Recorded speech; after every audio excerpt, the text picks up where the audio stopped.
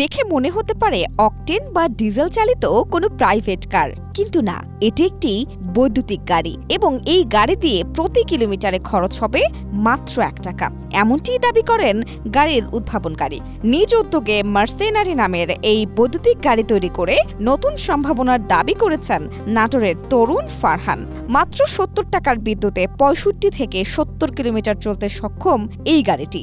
ঘন্টায় 70 কিলোমিটার বেগে চলা 6 সিটের এই গাড়িটি মূলত ইলেকট্রিক ক্রসওভার কার। গাড়িটি চালিয়ে তিনি পরীক্ষাও করেছেন। 1000 ওয়াটের মোটর, 100 অ্যাম্পিয়ারের ব্যাটারি ব্যবহার করে তৈরি হয়েছে এই গাড়িটি। কোনো প্রাতিষ্ঠানিক সহায়তা না পেয়ে ফারহান নিজের মোটরসাইকেল, কবুতরের ফার্ম বিক্রি করে এবং তার বাবার আর্থিক সাহায্য নিয়ে 1 বছর সময়ে প্রায় 3 লাখ টাকা ব্যয়ে গাড়িটি তৈরি করেন। স্থানীয় ওয়ার্কশপে নিজস্ব ডিজাইনে কাজটি সম্পন্ন করেন তিনি।